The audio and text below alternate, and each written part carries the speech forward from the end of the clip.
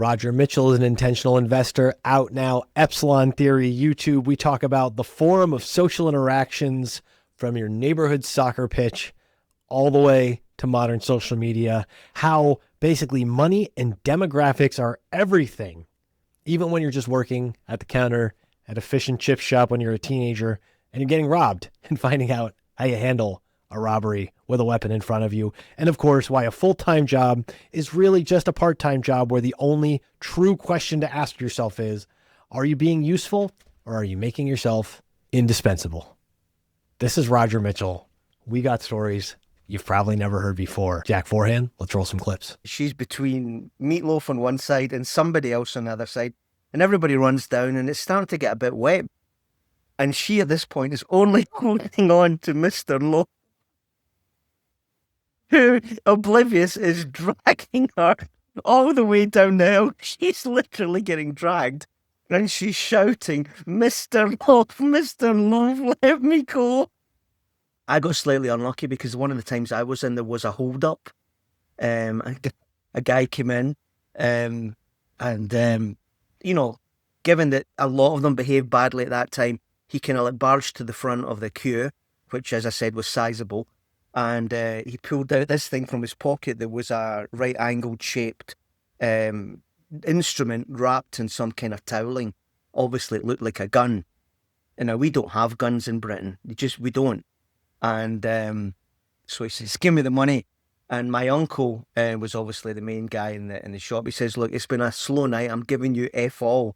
You know? And I remember once we played in one of these and I just was on fire that night, you know, and like, I'd really played super, super well. And I remember out the corner of my ear, one of them saying to the other one, we're going to leave him. He's played really well.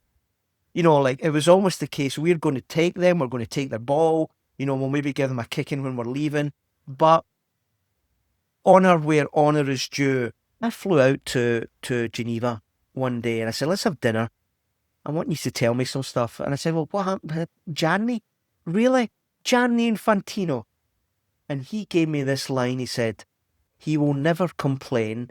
He will offer to take all the grunt away from you. He made himself indispensable. But that was the line.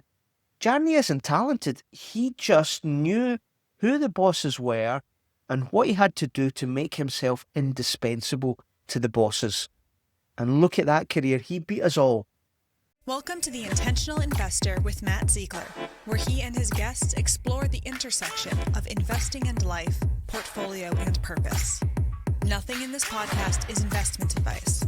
Nothing in this podcast is advising you to buy or sell any security or to do anything with your money.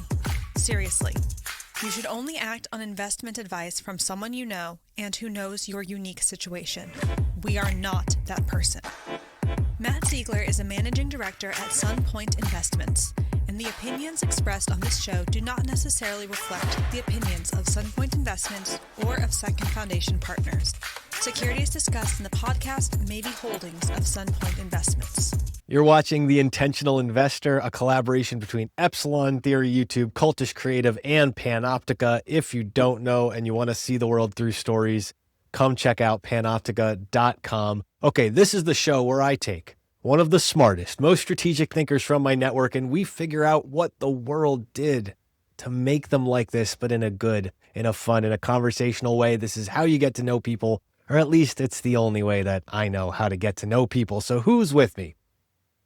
Basically, the Scottish Forrest Gump, as far as I can tell. His papa was a rolling Chrysler man, his mother a school-teaching Ferrari, even if the job sounds a bit Alfa Romeo. But from humble beginnings of snooker halls, football, Space Invaders, he turns an accounting gig with a corporate finance job and armed with some sports reporting as a side gig. It's not long before he's got a corporate gig, a sports journalism gig, and somehow a foot in the mid-90s music scene all at the same damn time.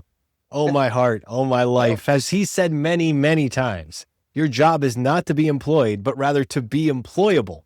And when you hear about his career, he takes that very, very literally, with extra stops like CEO of the Scottish Premier League and his current firm for what I believe to be over 20 years now, Albacora, It's Intentional Investor in Sports Perfect Storm because we're about to be divulging cross-industry secrets. Like, will the beloved artist rest his soul known as Meatloaf respond to only Meatloaf, or will he respond to Mr. Loaf too? The best Scotsman in Italy, which mostly means he's less bunga bunga and more hunka hunky Kenny Dalglish, Roger Mitchell. Welcome to the Intentional Investor. Well, I don't know how you do that research. That is unbelievable. Really, really good. And we came on a bit late here because I had tech issues and you just went into that take one. That is really impressive, Mark. Good for you. Well, I'm here for so many stories because I realized I've been sitting on this desire to have this conversation since Grant Williams had you on his show almost 5 years ago, actually. I was like, how far back has this been haunting me that I want to record these stories with Roger and get them out in the open? So this is complimentary to that. Go digging in the crates to pull that one out. I'm taking you to this first, and we will go all the way back. We're going to cover a lot of history here. But can you please tell the story about when addressing Mr. Meatloaf himself, R.I.P. Mr. Loaf, please let me go. Can you give the context of that story? Can we start here? So this was a Virgin Music, one of these kind of like strategy away days that in the mid-90s were just an excuse to have a piss-up, really, I thought. So you would get all the various countries around the world, all the labels, and you would bring in some artists, breaking artists, new artists, established one, and you would just have 2 days in general talking about the music and the releases and where everything was going, but it was really just a laugh. So at the end of the first day, there's all these activities, one of which is a driving competition that, by this point, you can imagine it's about 6:30, 7. It's in Evian on Lake Geneva, the other side of Lausanne, where the water comes from. And I would say most folk were already half cut. So, actually getting a decent contact on the golf ball was a result. And the distances weren't great. I'm not super long off the tee and I'm not a great golfer, but I think I was in second place with something like about 220, which was okay. And Meatloaf comes up, who was one of the established artists on our label who was there to attend. And he says, so what's the leading score? And it was 230 or something like that. I don't know if you can say expletives on this, but I won't anyway, but you can imagine. Pussies, let me have a go. As he stutters up, takes the driver and swings it and just perfect contact, boom. And like the mic drop, but with the driver, just lets it. That's not what you asked, but that sets the context for what he's there. And then the evening continues, and about 2 o'clock, 3 o'clock in the morning, everybody by this point is totally smashed. And, your things like, let's go to the top of the hill of this villa where it was the venue, and we'll all hold hands and we'll all run down the hill. Why not? Why not? Why not? Why not? So there was this young girl. She must have been in the PR department or the marketing department of one of the labels. She was English, so it would have been Virgin UK. And she's between Meatloaf on one side and somebody else on the other side. And everybody runs down, and it's starting to get a bit wet because the dew's starting to form. The guy on her right doesn't manage to hold on to her. He loses his footing. And she, at this point, is only holding on to Mr. Lowe, who, oblivious, is dragging her all the way down the hill. She's literally getting dragged. And she's shouting, Mr. Love, let me go.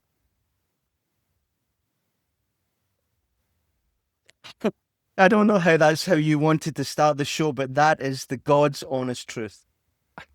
What memories. What memories. Things that can only happen if you put yourself in the situation for things like that to happen. All right, I have another slightly more serious one. I believe you're a teenager. You're a big Celtic fan. I tried to figure out, so I'm not positive if it was Charlie Nicholas or who it was, but the player that broke your heart, I believe getting sold to Arsenal. That's and right, let Charlie you know. Nicholas. Yeah. It was Charlie Nicholas? Okay, he let you know that your club was a selling club and that did so. So first off, how old are you? Tell the story of what happens. I was a little Break bit this down older for than me. that. I would have been 15 or 16. Okay. So in the full floods of fandom, really believing, the usual thing that with a mixture of experience and young players coming through, of which Charlie was the diamond, we could compete again, because soccer, football, was already moving into polarization around the big markets. So Scotland was not one of them. So we were still clinging on to our previous glory. We were the first team to win the first British team to win the Champions League. So anyway, he left, and that was a realization that what was going to happen in what's now called the asset class of soccer, the ball had started rolling. We'd lost a generational player to a team in England who could pay more. Our board, our ownership wasn't ambitious. They decided to cash in, and that's when I guess rather cynically for a football fan, myself said, I'm withdrawing emotional capital here because this is a mugs game. And for somebody 16 or 17, I look back on that now and I think that's really cynical. It's correct, but it's just really cynical that you can just switch it off like that. No, I'm not going to. If that's what you're going to do, you're not going to have me for the next 30 years on a wish and a prayer. It's an interesting transitional moment. We're going to come back to what was going on in your life where that cynicism started to creep in, but let's go all the way back. I'm really, really curious. As an elder millennial, I don't need the romance of this. I've accepted that I romanticize the bullies in my upbringing now adequately to think of the valuable lessons I learned getting stuffed into walls and lunch tables. But Glasgow, growing up, tell me what's the city like? What's the block you grew up on like? Well, to be fair, it's actually Paisley, which is very, very close by to Glasgow. It's a bit like Sausalito is to San Francisco. Very, very close by. So I was an only child of a working class father who, as you said, worked on the car lines. He did other things as well, but he was one of those salt of the earth, working class, get better so that my son can have a better life than me. He was married to an Italian immigrant. Norma Pieracini was my mother's original name. Her parents had come over from Italy in the turn of the century, and like all great immigrant story, they'd done really well. The Italians in that part of Scotland had kind of like made a good life from themselves by either fish and chip shops or ice cream parlours, and they dominated that. That was the first fast foods, Matt, before all the other ones, fish and chips. So we weren't well off, but I know everybody says this, but it genuinely was true for me. I didn't miss anything. Looking back, it was a relatively comfortable growing up. So the context is important here. I'm an only child of an Italian mother. One, you can fill in the gaps there, what that's going to be like. I'm the son of a kind of like go out and face the world and be ready and take what yours father, who didn't have a lot but worked really, really hard. And I'm going to a collection of state schools. I've asked my parents since, why did you not send me to the private school? Because others were doing that. And I think it was my dad that said, that won't be what's good for you. Go to the public school, which was a challenge. But here's another really interesting thing that most listeners won't realise. So the school system in Scotland is split between Catholics and Protestants for old reasons. So as a young kid at 5 and 6, our street was full of very young families like mine, and I had the demographics have changed now, but we had about a dozen kids my same age, all from the same street, all grown up together. All the projects that we were living in were getting built by private developers. So we're basically growing up in a building site, which for kids of that age was just a death trap. You think that now in health and safety, an absolute death trap. But at those times, it was the greatest thing. You know, you would walk around the site, you would pick up a nail gun, and you'd start firing them at each other. That's what happened in my generation. You know, there was, if I tell you a funny story, there was this big, remember, it's being built, the whole thing's been built, there's this big lime pit, pretty much just outside my house. Big lime pit that somebody had put a plank over because, you know, that's what you do to get from one side to the other. It was quite big. So all of us, you know, would race across that. That was the thing to do. That was your, you know, rite of passage. You know, can you run over the lime pit? I made the tragic mistake of going after a fat guy who had clearly weakened the plank, and it collapsed. And I fell into the lime pit. And you know, raced to the eye surgery because, you know, Lyme and blindness and everything like that. But that's the idea of what was happening in my street. And the interesting thing is, when we all went to school, we all split off into Catholics and Protestants, which is the first kind of like thing you understand about how bizarre life can be sometimes. We were all mates when we were in the street, but when we were in our school, we were in our tribes. And I went to this state school. And a bit like you were alluding to earlier, it was very, very rough. You know, my cousin, remember, Italian background, my cousin had an Italian surname, and he was seen as potentially wealthy, because I remember they were doing well by this time. And I saw him, you know, when I would turn up at school, and he was being held upside down by his ankles, and they were trying to shake the coins out of his trousers, held upside down. And I thought, right, this is going to be a challenge 5 years here. So two things, you know, I was relatively good at soccer, at football, which always helps. If you can play sport, that always helps. The other thing, I was really good at school. So, you know, you make an unspoken pact with what you call the bullies, that you'll pass them the right information when they're under questioning in the classroom, and you're become a made man, as it were. Untouchable. That got me through 5 years. Hey, they can't shake those answers out of your pockets, so that's enough. No, that's an advantage. That's an advantage. That's right.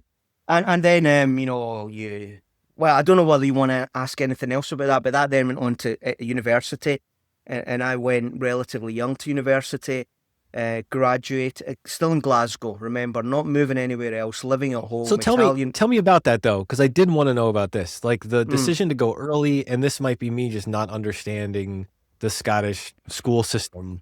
Why was this an option? How did it wasn't anything unusual. I had started school early, partly because my mother was a teacher, and she was in the process of getting back to teaching after having me, and she did that earlier by putting me into the school system about 10 months before I should have been. And she did that through contacts or whatever. So I basically started a wee bit earlier than everybody else, nearly a year earlier. And it's not that I jumped a class I just did school like everybody else. And instead of being ready to go to university at 17, I was ready to go at 16.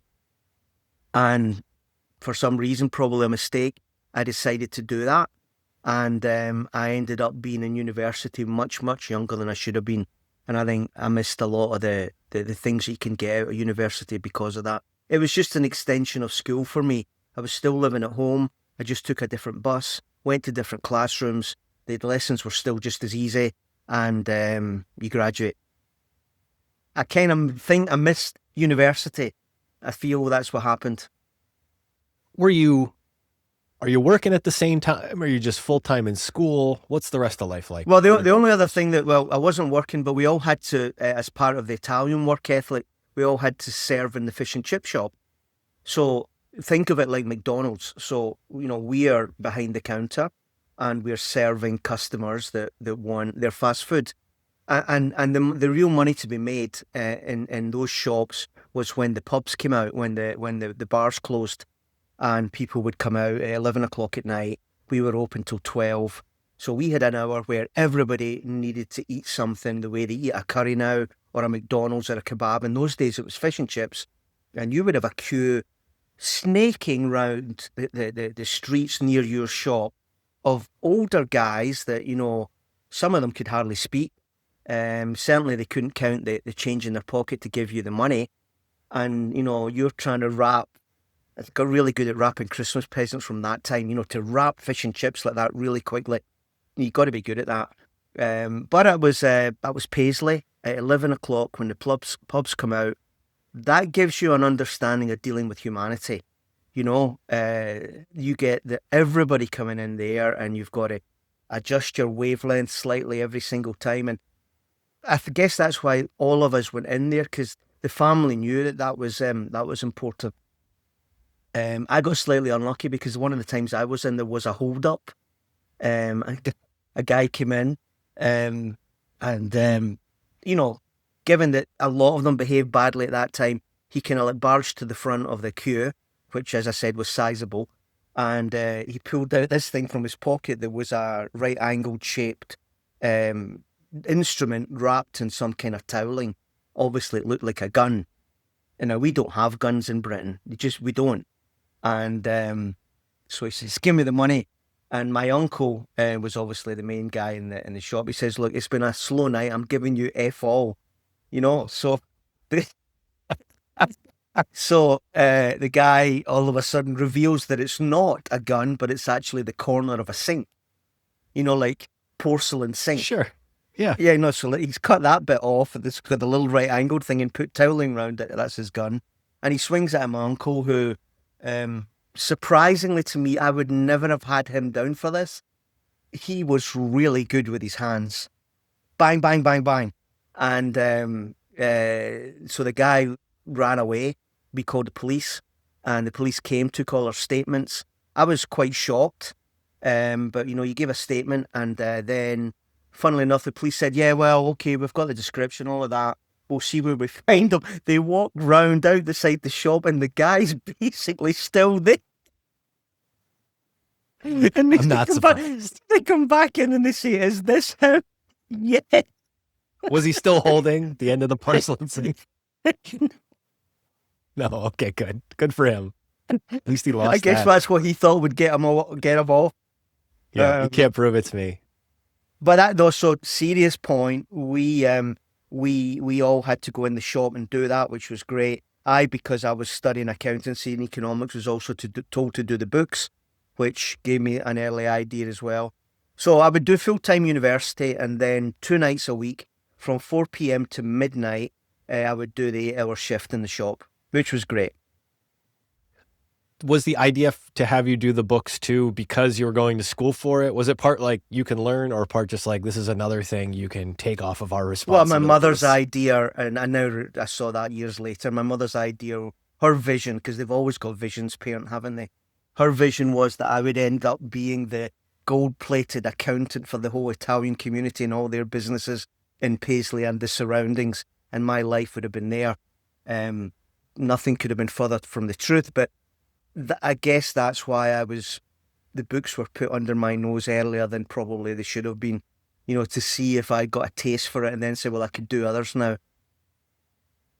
You could have been running an accounting empire to this day in Paisley if things went out differently. Oh my God, Were you the drunk? thought of that. The thought of that. Yeah, my it's God, terrifying. So fucking boring. Jeez. Can you Can you imagine that? No, I actually can't imagine you as a Paisley accountant. What about, was it the math? Was it the settling of the books? Why did you actually like this? Or was it just a box that I'm supposed to do something? I didn't like accountancy. In fact, I left it really early. Very simply, what are you going to do? You're quite a bright lad. What do you keep your options doing? You get a qualification. If you do a law qualification, you're going to be a lawyer. If you do an accounting economics one, you can go into business, do accountancy. So you do that, and double entry bookkeeping, all of that kind of stuff, auditing, which was my first jobs after that. Wasn't for me, but clearly an aptitude with numbers, but there was no love in it, Matt. Zero love. Well, you started off it was the insolvency department, right? Well, when the way it works in the UK is you get your accountancy degree, Then you have to become a qualified chartered accountant, what you call a CPA, and you have to do what's basically an apprenticeship with one of the big accounting firms. How Or long? an How long of 3 is it years, like a three okay. years, and 3-year you're apprenticeship, indentured what, servitude, basically for and 3 years? that's it, with exams at the end of each year, and you have to pass the exams if you want to become a CA or a CPA. So you are, as you say, a slave to these companies.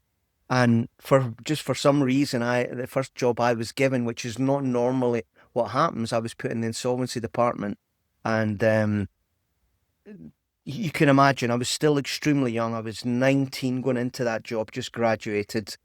And, go to this company, and, we've now taken control of it. We have been the appointed administrators. And you go into this company that until the day before was being run by these people, the C-suite, the staff, everything like that. And all of a sudden they're reporting to somebody that's got no idea what they're doing, and And adults, like seasoned they're adults. men and women. Yeah. Men and Right. women.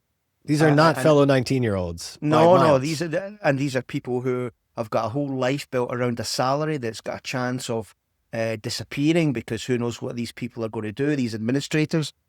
And I had no idea of what was going on. On the end of the first day, I was told by the head, my boss, look, one of the cars here, it was a company car of a manager that we've sacked today.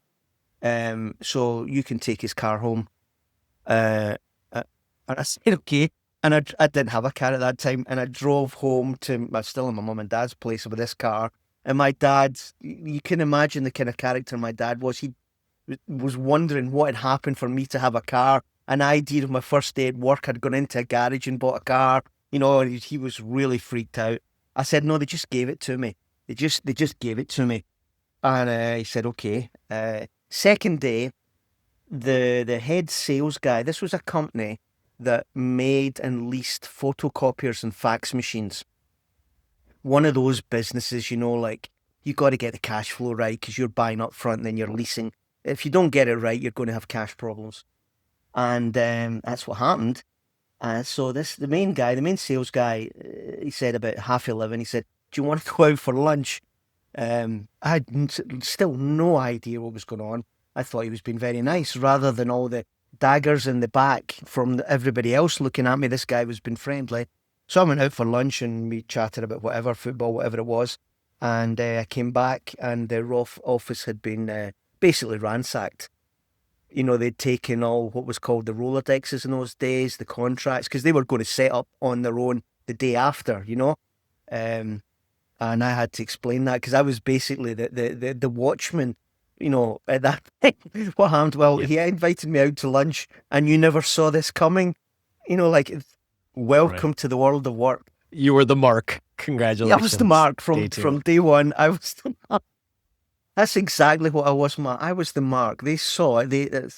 And then you look back on these things now and it seems so obvious, but at the time it isn't. And that's one of the really interesting things, because all these younger generations now, they've got opinions and they've got attitudes that we can see from afar what they are, but they can't see them yet.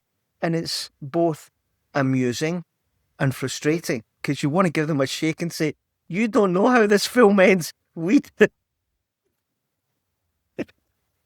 But the lessons learned being a mark during your indentured servitude. 'Tis the only way. Absolutely. Talk me through that, the progression of doing this, of realizing like this is the game that you're in, that you're a part of, and just trying to figure out your way out of that. Because clearly you knew, or I feel like you knew pretty quickly, no, not this yet. Like this isn't what's of interest. How's that process work out in your head? Yeah, it's a good question, because it's not as kind of like black as white as that. No. So, you're starting to work. You've got these little experiences. You're making new colleagues. You've got some money to spend, and then you just realize the work isn't interesting. And in those days in my profession as a CA, the best thing about it, not so much now, but the best thing about it was that it was a ticket to travel the world. There was a shortage of auditors around the big firms in the world in every place. So you could go into, there's not as many now because they all merged, but Price Waterhouse or a Deloitte's or an Ernst & Young, and you could say, look, I'd like to join you, but I want to join you in Hong Kong. And they would say, no problem. That was how easy it was. We need an auditor in Hong Kong. You're here on the right day. At the right time. Off you go. So I went to them and I said, look, I want to go to Italy, because this is an interesting point, Matt. I had this desire to reconnect. I didn't speak the Italian language because my dad didn't want me to do that. I don't have an Italian name because my mother was Italian, not my father. So on the surface, there's nothing about me that represents half of my bloodline. And I wanted to address that. And I'd felt in some way that at 19, 20, it was time to no longer be living with my mum and dad, and just basically see what's out there. Funny how all that comes together, I guess you could analyse that all day long, as an only child, and you want to do that, and you don't really know what you're doing, but you think it's important. So again, relatively easy. Got that job in Italy with Price Waterhouse, PwC now, and changed. That was the moment that changed my life. That stopped me being the Paisley accountant empire. This idea of you have to leave home, I feel like, comes up over and over again. No matter how unstraight and crooked and confused everybody's story is, there's a leaving home element of it. So you speak effectively no Italian when you land? Zero. What's zero? All right. What's that like? How's this go? Well, the great thing is that they know that's the case, your employer. So immediately they give you a kind of like wingman that is bilingual. They put you on to clients that are subsidiaries of multinationals, whether it's a Walt Disney or whether it's a Nestle or everything like that. So you're put on international clients. You're surrounded by bilingual people that, in my case, were working for me, because I went in as a senior, and that's 3 rungs up the ladder because I'd been working for 3 years. They give you private lessons, language lessons that, if this is my experience, if one goes into with the right attitude, you're going to pick up a language really quickly. Italians, I hope there's no French listening to this, but different to the French, quite like people trying to learn their language and will encourage them. The French, when you try, they will kind of look down their nose, generalising, of course, and laugh and say, why are you trying to speak my language? You're an idiot. The Italians want you to make a mistake so they can help you, because it's a nice race. So, surrounded by people that wanted to get me up to speed really quickly. And I joined in October 86, to give you an idea, and I went back for Christmas 86, 2 months later, 3, October, November, December, and I could speak to my grandfather, who lived in Scotland, in Italian, and he was rather surprised. He couldn't believe it. So it's not that difficult. It's a mindset, and the idea that it's quite funny to actually make a mistake and make funny errors if the people around you are nice to you and want you to succeed. So Bologna, where it was, which is a city between Florence and Milan in Italy, is known for being extremely friendly. So those 2 years were just fantastic for me. It really opened my eyes. I started playing a lot more soccer, amateur teams, semi-pro teams. There's just a whole lot of networks. Talk a little bit about Paisley to Bologna. And I feel like with this job too, what was there had to be some globalizing of your perspective of some experience, I imagine. Tell me if I'm wrong, but totally, Matt. I mean, I think this would happen anywhere. Even if you go from small town Midwest to New York, that's going to be the same thing. But if you go from a place like Paisley, which is quite small, in a small country, to a country that is a world leader in things like taste and beauty and food and culture and the way you hold yourself, the impact is immense. And you've got this moment where it's either going to blow you away or you're going to pick up something extra every day to add to your backpack, which is what I think I did. I distinctly remember in those years, Matt, at the end of every day going saying, I've improved today. And it came from an idea of being inferior on all those things I've just mentioned when I arrived. They had a different relationship with all the things I said, different relationship with beauty, with what was important, different cultural way of doing things. And since it's not, again, hope nobody's Belgian listening, since it's not Brussels, you're learning from the best, like you're learning from Italy. You got to be stupid to not pick up these things. So you learn how to put your clothes together, how colours go together, how shoes and socks go together, what you say to a girl and what you don't, all this kind of stuff. And just like I said 5 minutes ago, the absolute watershed moment of my life was going to Bologna and having to deal with that. And sure, there's some moments that you're in a shop and you can't communicate, you feel frustrated, but that's the learning, What doesn't kill you makes you stronger. So you're early to mid-20s at this point, going through this stuff? I went there at 21 and I'd stayed 2 years there. And they said, oh, look, I remember, let's put it down to the shortage of accountants.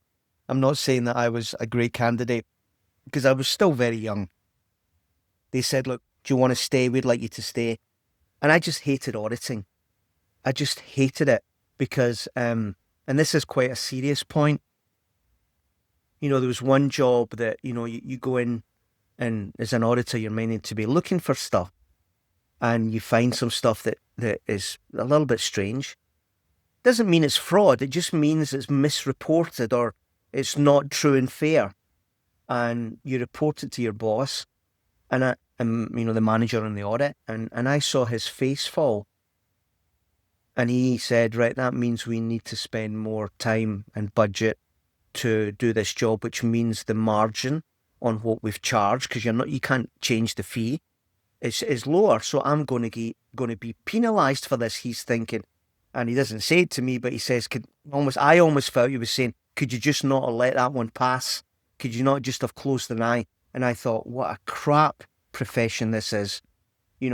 I find something, I'm feeling pretty good about it, rather than just go through automatic ticking and bumping of invoices. And you look at me as if I brought you bad news. Bad profession. I'm curious what it's like playing soccer, playing football, the overlapping networks in this new country too. And you hinted at it with sort of the learning curve that you're on. But you have this learning curve inside of work where you're figuring out basically how you hate auditing and that it's a cost and margins game. What's the social aspect? I mean, you're falling in love with the country, I'm imagining at this point. You're falling in love with, or you're getting exposed to other circles of people. What's that doing to you at the same time that you're experiencing this at work? Well, it is a great question, and I don't think I can answer it without taking 3 hours. You rightly point out that there's slightly different circles of friends, and there's some elements of overlap, but not completely. And some elements not in a new place where you don't have roots either. Like this isn't like your childhood friends. These are new people. Yeah, the new people are, but again, credit to them, to the Italians. So there would be a group of a football club of friends that was nothing to do with my work, and I would say that we were a more working class Italian background. And I don't think they were as good footballers as some of the ones I'd been playing with before. So you're seen as a little bit of a decent player and, more working class. And then over here, you've got, the more business side and everybody's dressing, with the Armani suit and the nice tie. And it's a different vibe. And you see that even in Italy, there's class differences and there's socioeconomical differences. And I just, for me, every one of those was a learning opportunity. I didn't make any judgment. I didn't think, oh, now I'm slumming it with these guys. I can't wait to get back here. It was fantastic. And you just get exposed to all different types of people that come from a different culture that, okay, they look at me a little bit as the new animal in the zoo, fine. But, if you've got something to sell, whether that's, you're what they call simpatico, you're nice, or you're decent at some kind of skill, you're welcomed as an asset into their little community, your little tribe. But that was it. I mean, like 2 or 3 different, as you say, overlapping things, and the experience was really a growth one for me.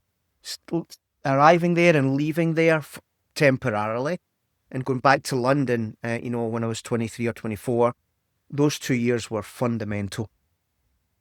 So I want to hear about the move back to London, because it's not exactly the London that you end up, right? That's where you think Well, no, you're it going. is London first. No, you're It getting is. slightly Okay. confused with which is at the end of the day a ridiculously transient CV. I accept that.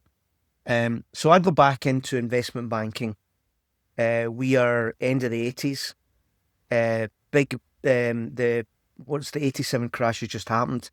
I go back into investment banking in London, which is another community again, very much based on a certain type of person that gets in there, often Oxbridge, often, upper class, often not that good, but excellent communicators, great bullshitters, all that kind of stuff.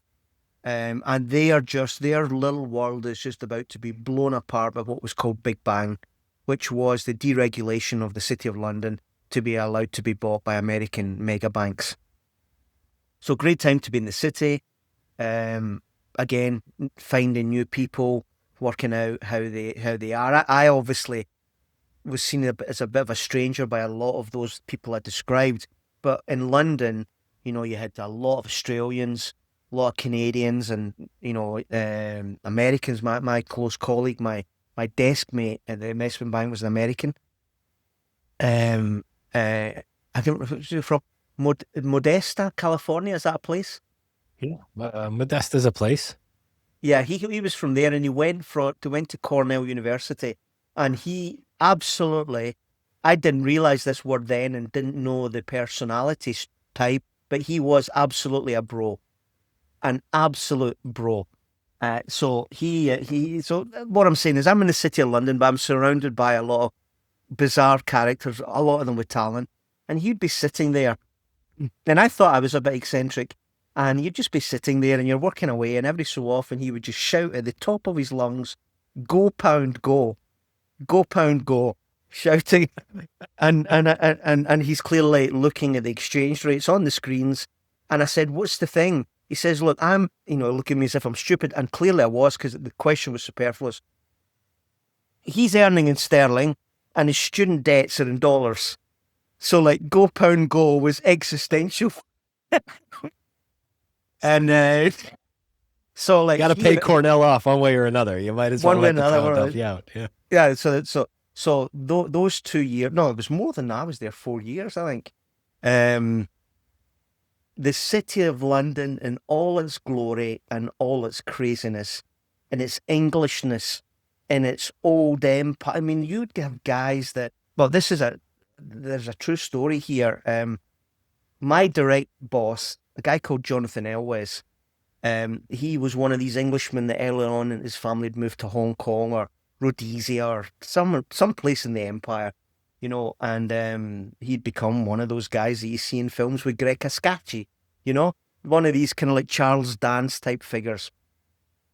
And he wasn't particularly talented as a corporate financier, but he spoke beautifully. And he was, of course, insane. There's no doubt about that. And amongst many other challenges, he remember the time where at the end of the 80s, he decided that he was going to embrace perestroika and glasnost to the full, and would fly a tiger moth from England and land it in Red Square. And obviously it doesn't have the distance to do that, so you have to take stops down all the way, 20 stops all the way. And so I was sitting beside him, and I can tell you without doubt, including in client meetings, all he was doing was planning this journey. He'd have his little maps out, and, they were going to stop in Prague, and Prague's going to be difficult because, they're communists and everything. And like he would have a plan, and I could see him. He then got, to his credit, he then got sponsored by the Daily Mail, and it was going to become a big thing. This journey was going to be part of the editorial of a newspaper. And remember, he's insane. He's insane, this guy. But the talent, so we're in this meeting with a chemicals company. I won't name them, but they were our client, a big chemicals company that had employed us on a buy mandate to buy companies for them in Europe. And, so a serious meeting, an update meeting. And I see him working out the seating plan with the mayor of Budapest when he touches down there. I can see him drawing the little tables with the names. And the client's there. And the client says, Jonathan, what do you think?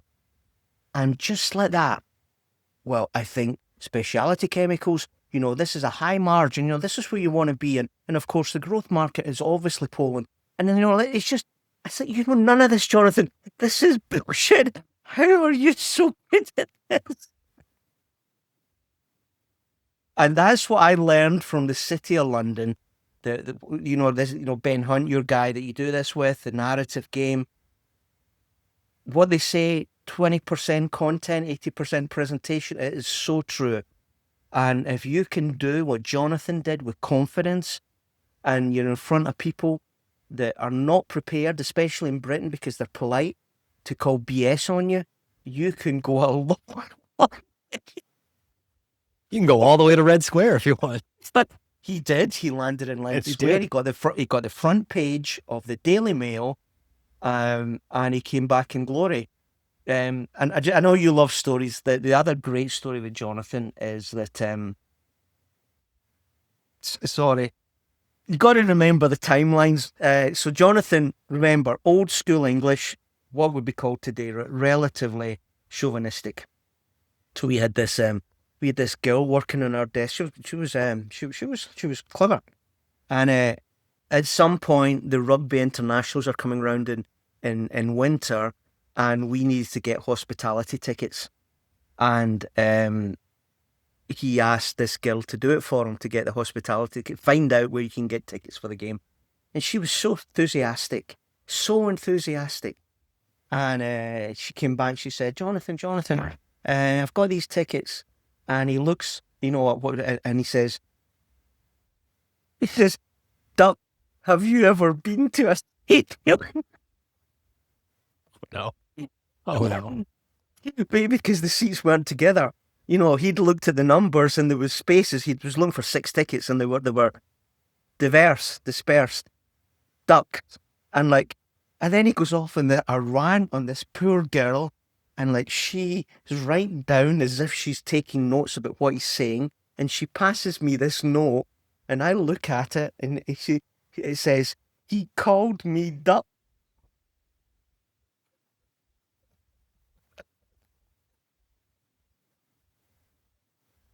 So that's not the end of the story. She'd obviously failed in her task, and he then employed a broker to get these tickets, an external person who turned it out to be, ironically, a fraudster who had taken all the money and not delivered the tickets. So he'd done this to a whole lot of city merchant banks. So there was this meeting called in the City of London underneath the Bank of England, with all the banks, Goldman Sachs, Plymouth with Benson, Warburg, everybody had been screwed by this fraudster.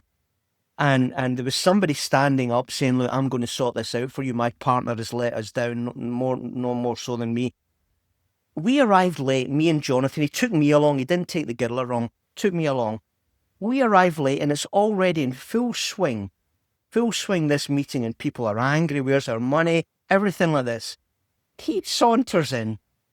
Imagine the saloon doors opening. He saunters in, goes right up to the top table and says the immortal words, I'm not Prince Charles, but you can imagine that I am, and I need to be sorted out I need to leave now. My colleague, Mr. Mitchell, will sort it out for you. And he left. And it was like, there must have been 100 people in that room. And I'm just like the dick of the day. And like, he thought that was acceptable because one day the English ruled the world.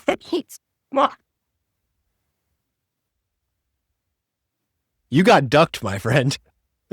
Oh yeah, but it was all the time, one way or the other. But like I say, what doesn't kill you makes you stronger. That's the leitmotif. While you're in London, is this when you start writing or doing the journalism side hustle? Is this where the hobby Yeah, starts yeah, to it is. emerge? It is. So Tell me about that. Well, the chronology was I'd been there in Italy 2 years before. Big football fan. I'd followed it. Knew my stuff. One would say I was a bit of a nerd. And I came back to Britain, and we're at the end of the 80s, start of the 90s, the start of what in Europe is called pay TV through satellite. What you would call the cable industry. And there was this big company, BSB it was called, that had set up as a subscription business, and they had invested and were starting to invest in sports rights, and they had bought the Italian Serie A league rights. So just, the thing, what have you got to lose? So you find the guy in charge of this. There's no emails in those days, you had to call them up. Or write a letter. That might even been a letter, through the old post. I'm not. How do you start off? I'm not looking for a job, but I know Italian football. You've bought the rights. I think that's a win-win. Do you want to discuss? And what's she going to say? Of course. Nobody else is knocking on his door with that request. I mean, that's yeah. And so I meet him, and a guy who figures. Again, beautifully circular, figures so many times in the story of my life afterwards. He became the head of IMG Football. He became the head of Perform, worked with private equity companies. Serious guy in our industry. So, I meet him and he says, well, I think he might even said something like this. Clearly, you're not a serial killer, so why don't you go and speak to our production guys? It was something like that. It was then he finished his G&T and he left. It's a good bar to set, though. I mean, when hiring, take this HR professionals. If they're not a serial killer, pass them to the next level. See what happens. Please continue. So the production was done by IMG. The production was done by IMG, and I ended up in a production sports studio as the stats guy. And I was, the person giving the talent, what's called the talent now, the on-screen talent, their briefings and their updates as stuff was going on. So I got to know, if you make yourself useful to somebody that's important in life, you're going to do well. If you make yourself indispensable to such person, you're going to do really well. And I made myself pretty indispensable. I made them look good. I said, this is the cool stat about what's going on. Try and use that one. And, and it wasn't my job. I was still in the City of London, but I was doing quite well in that thing. And then what happened, Matt, two things soon after the other. I went back to Italy because I also had a personal situation there. And I went back to a place near Bologna called Modena, where Ferrari comes from. And a company called Panini, which is a global sticker book company. I think, you may know it. Thank you, World Cups, for teaching me what Panini and those damn sticker books were. Yeah. When I was I went back to Panini, a great story in itself. At that point, owned by the wonderful Robert Maxwell, alleged Mossad agent and all that. Another book all on its own, Robert Maxwell. I did one of the columns on that. That was fun to write that one. So I'm back in Italy, and Sky. At this point, Sky and BSB have merged to become Sky B, which is the company it is today. They said, look, season 2 of the rights, you did really well. You're in Italy now. We've got a wee idea for a magazine program. We'll do a little segment with you. it'll be, calling Roger Mitchell in Italy on the ground. What's happening? What's the gossip? What's the transfer news? Who's banging who? All this kind of stuff. And we'll do this. And I said, well, if you think so, I've no experience of that. And anyway, that was started and it went very, very well. The studio would call me, a guy called John Inverdale, who became a big BBC presenter, very big. He would call me, he was very early in his career. So what's happening? And I would tell him, and we'd have 10 minutes of banter, and they put a picture of me on the screen. There was no video link because, the costly. Picture of me on the screen.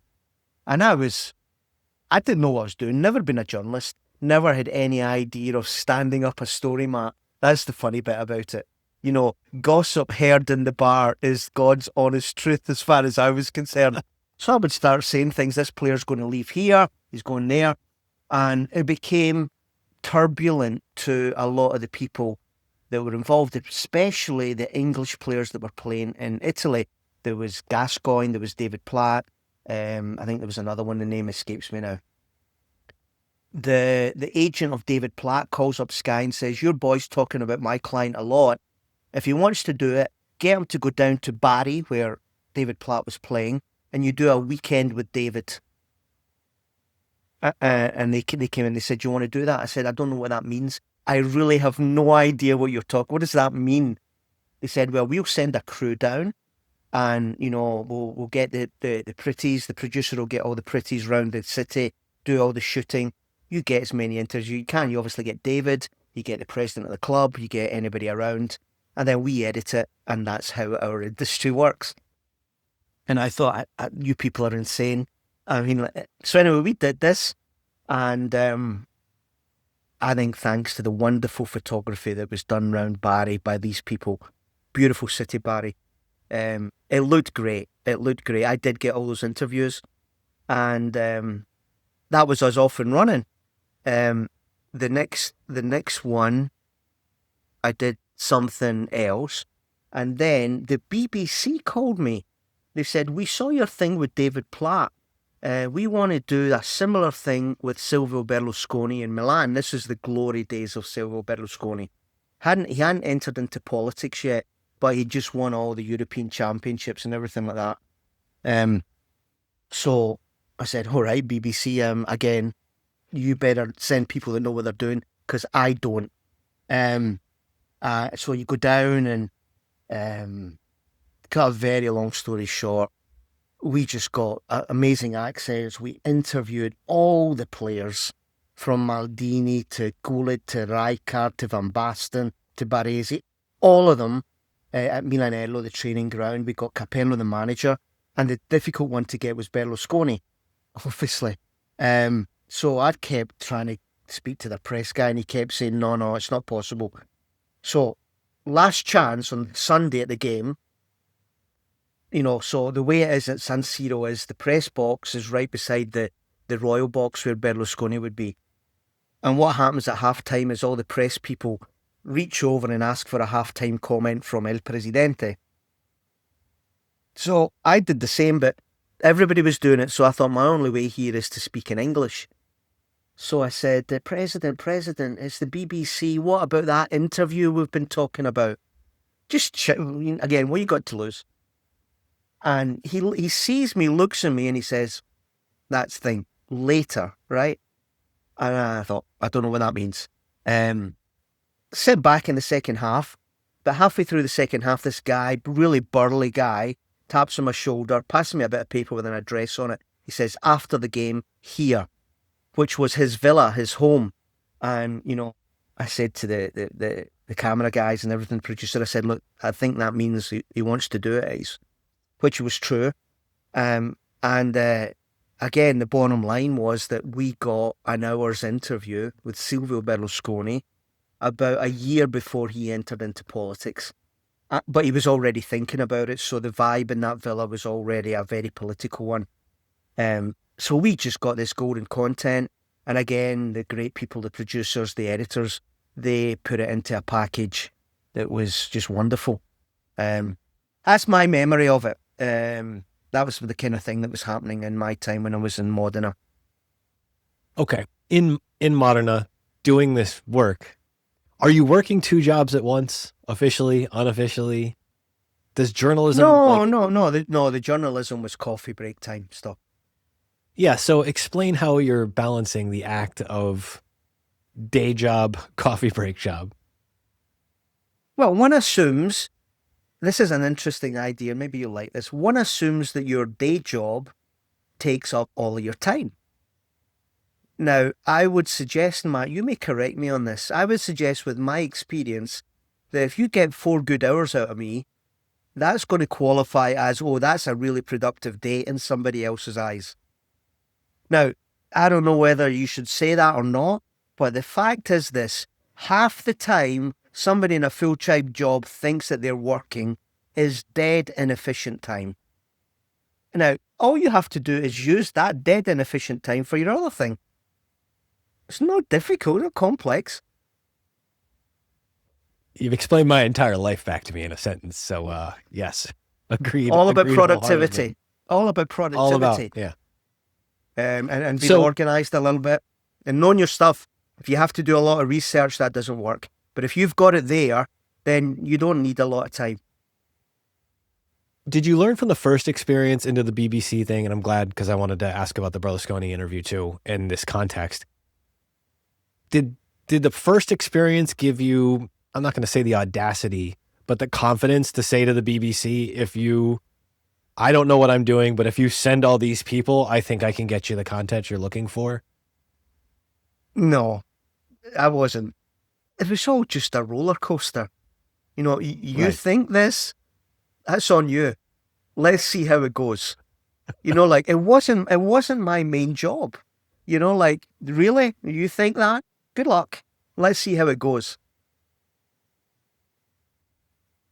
Where does this part turn into, because what's coming next is the move to the music industry, right? Is that the next stop on this journey? Yes, it is. Yes, it is. So how does that actually emerge as an option? I'm curious about this.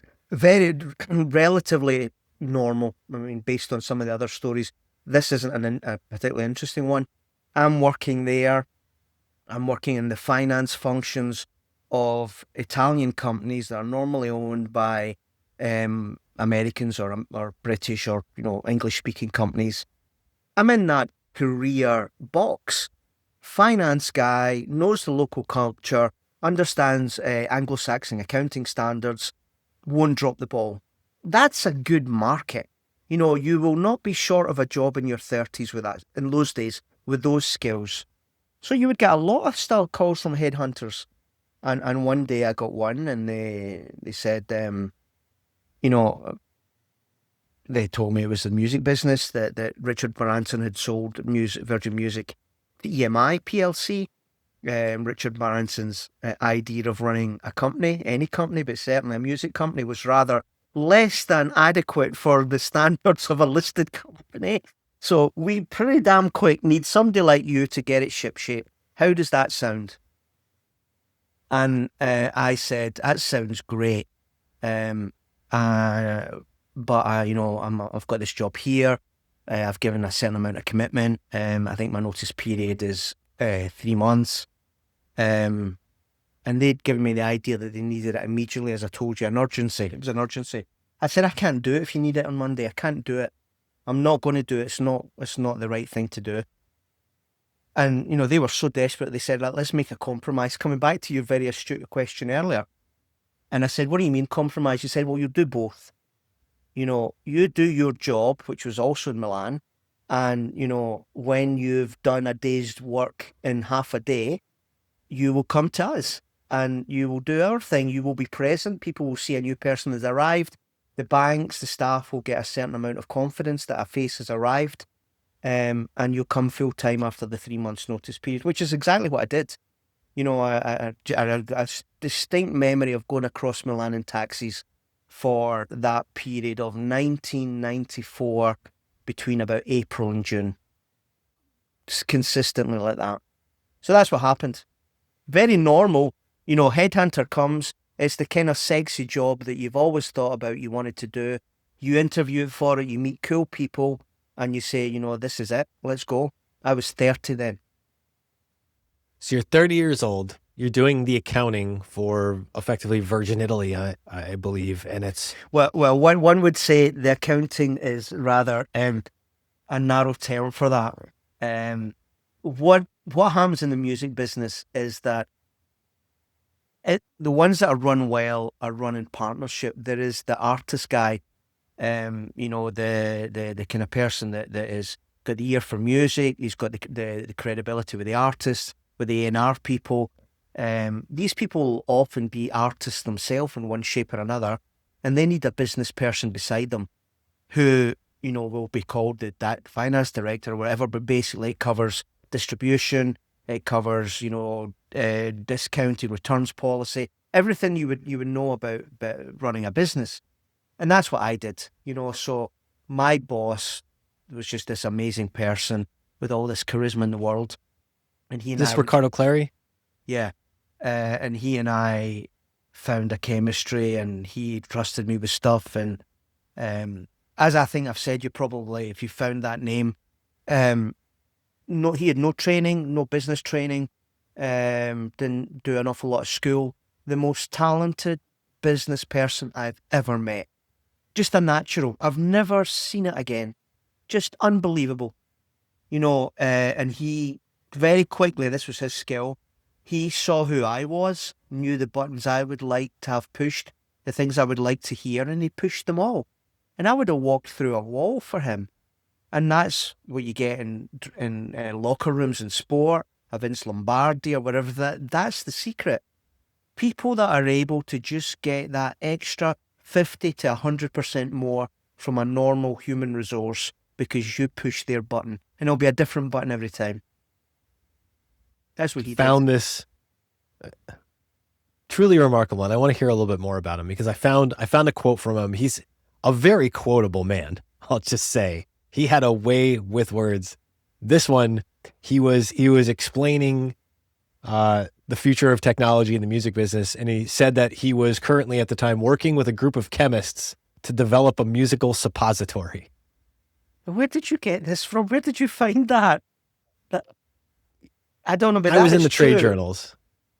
That is true. He had this sense of humor. He was Roman, and the Romans, different to the Italians in general, the Romans have got that. They've got this humor that is so disarming that you can say the most absurd things. And he was being challenged. I'm remembering now, for Christ, I forgot that. He was being challenged by some bloody corporate suit in the head office of EMI, I think. Well, what are we going to do now that music's going digital and the CD and the cassette tape and all this?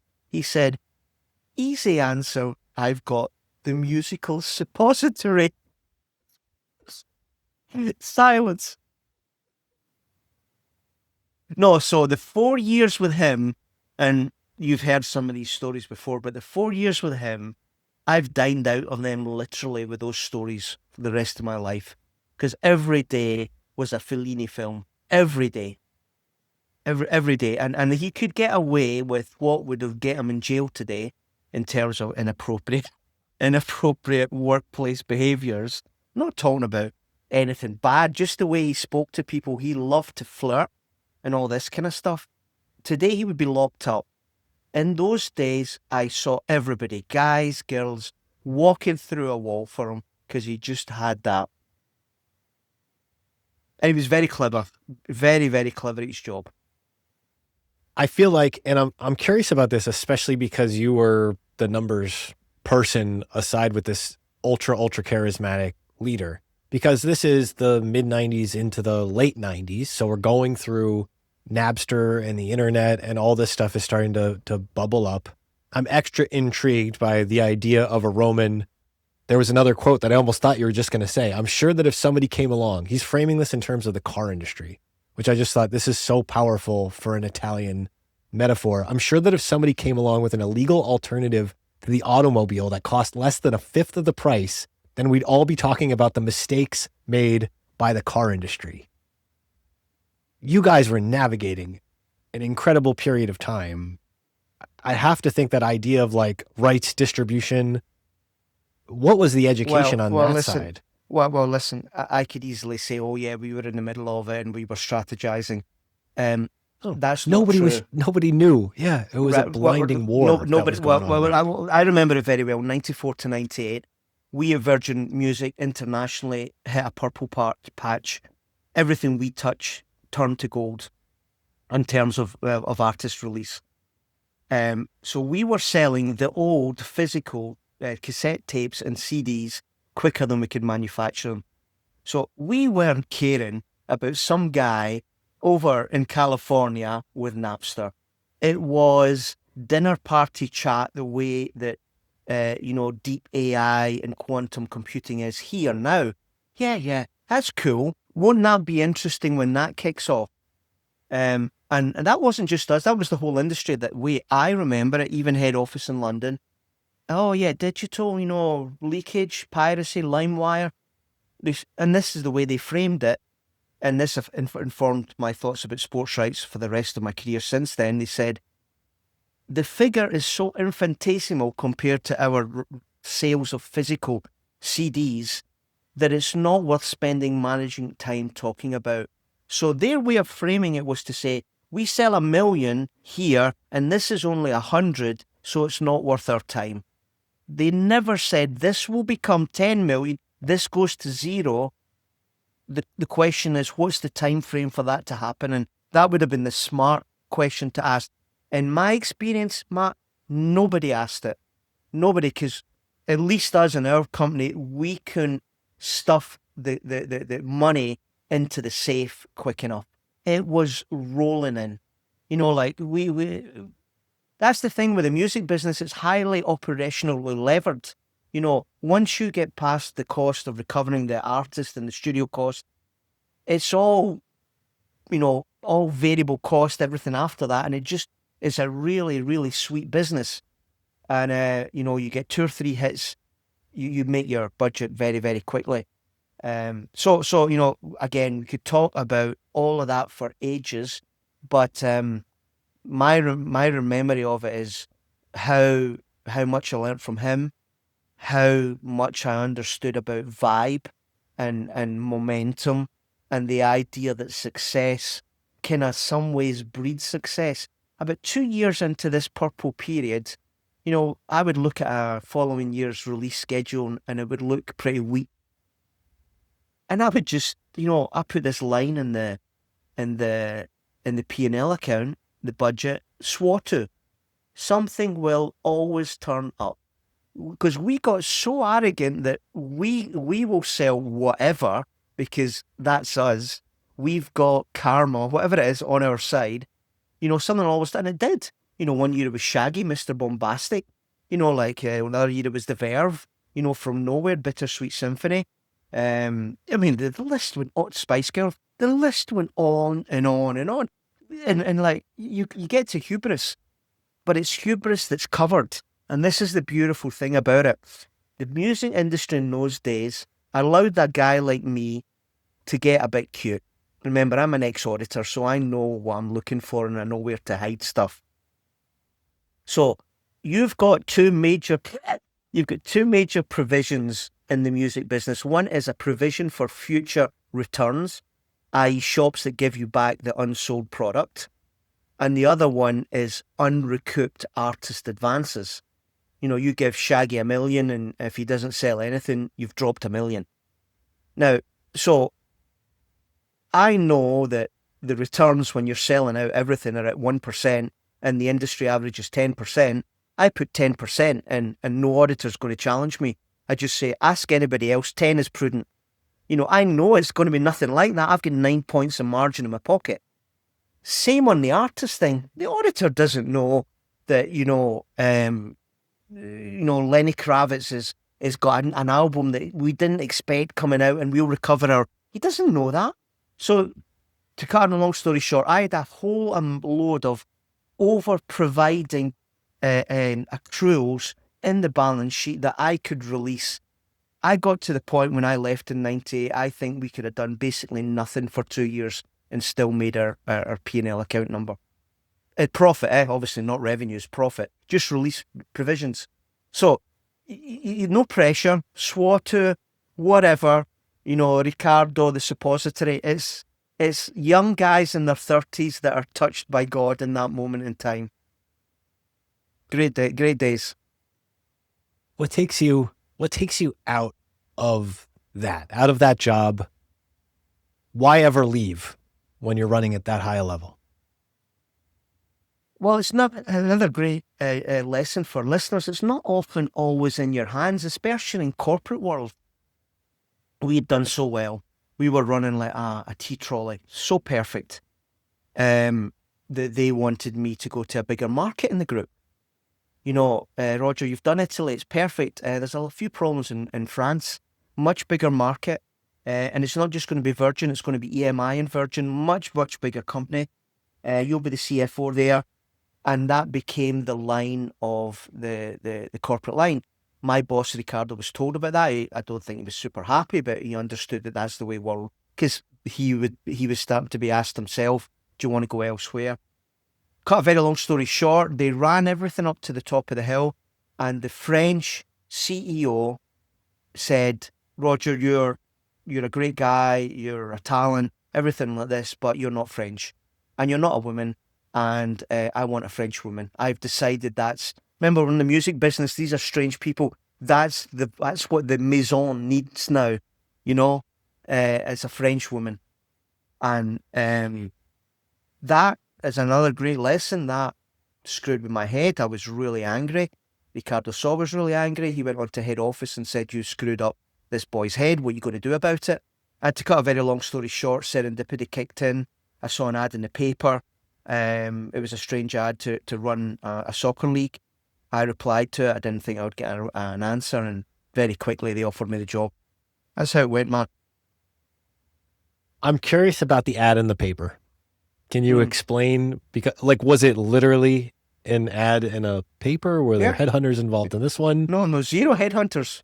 So what paper is this showing up in? Right, okay, so again, it's always the details that make the story interesting.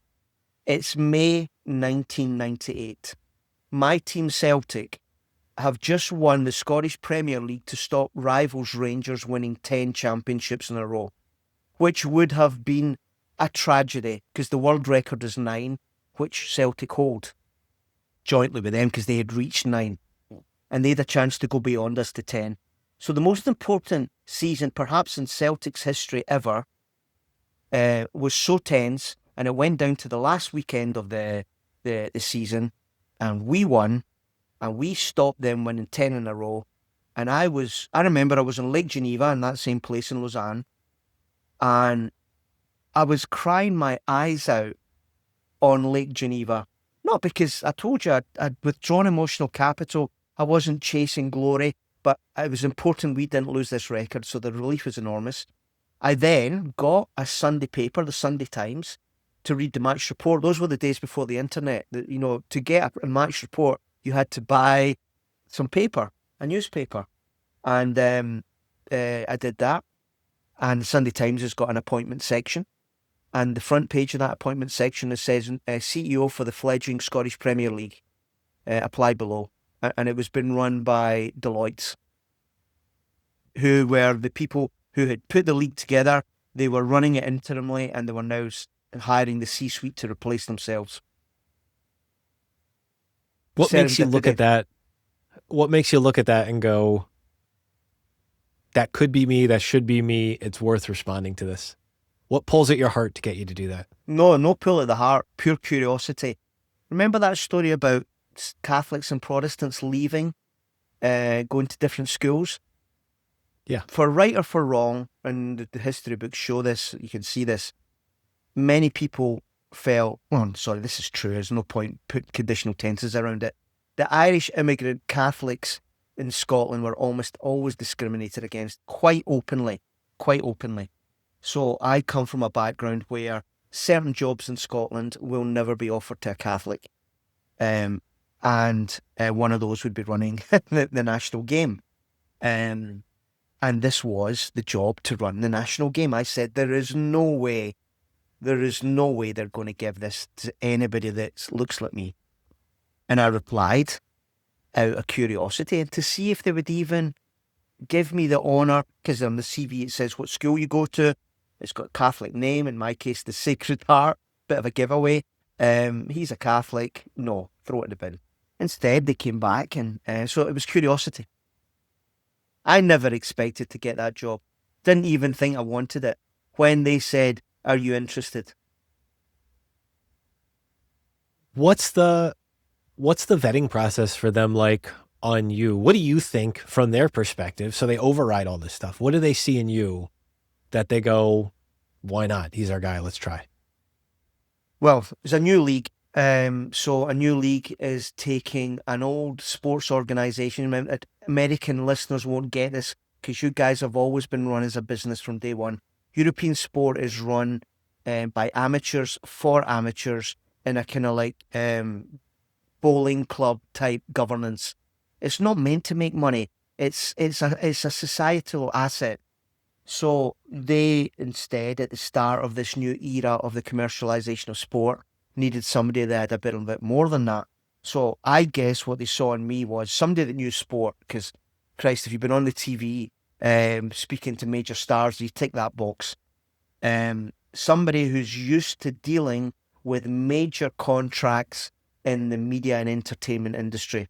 And that's what we did in the record business. We signed major contracts. They look in some way quite similar to player contracts, and in some way similar to rights contracts.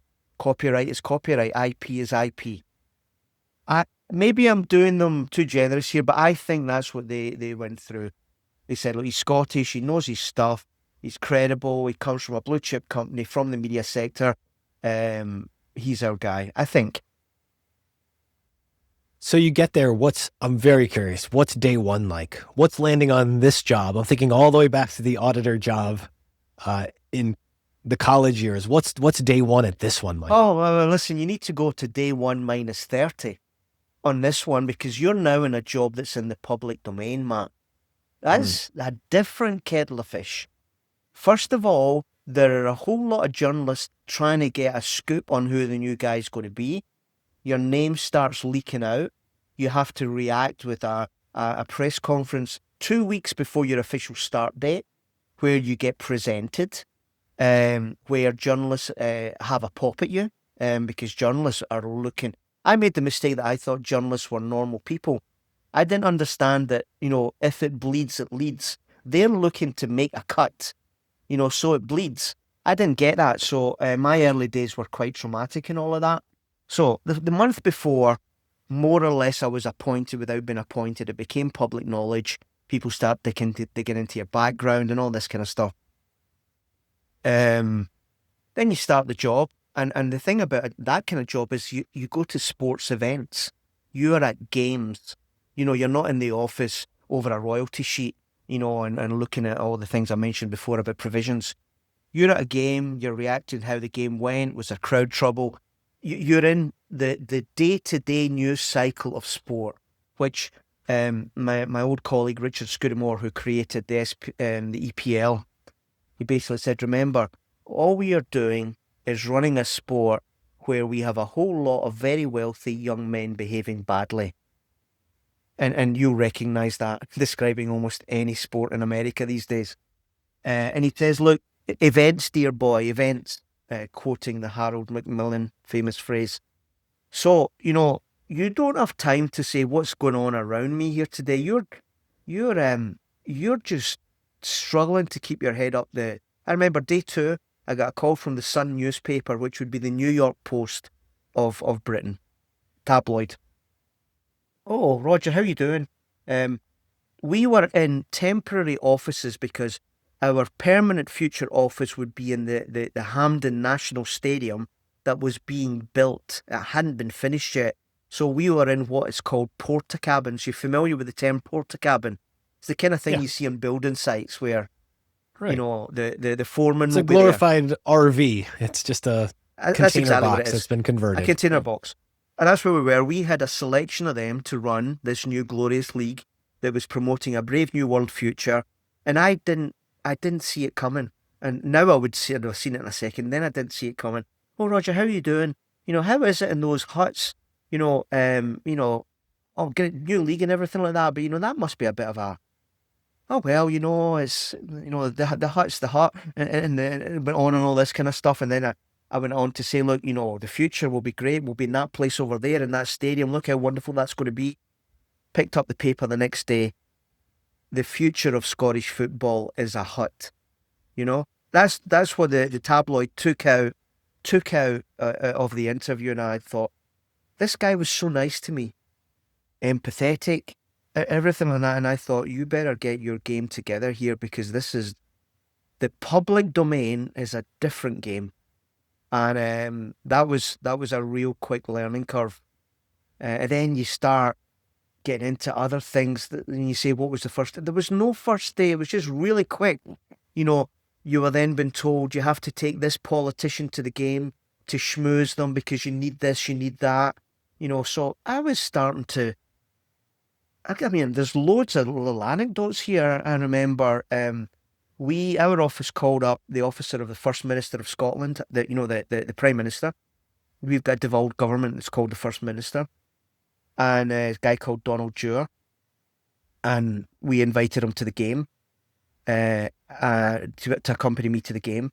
And I'm driving in the car one day, and the phone rings, and it's on speakerphone, a press thing, and he says, hello, it's Donald Dewar. And you think, what is, what? This is the leader of the country on the phone in my car. And that became a bit of a constant thing, and, and I think, certainly in Europe, where it's so volatile, the management of sport is, you just see at the end of the day, you're still alive. I think it's just as simple as that.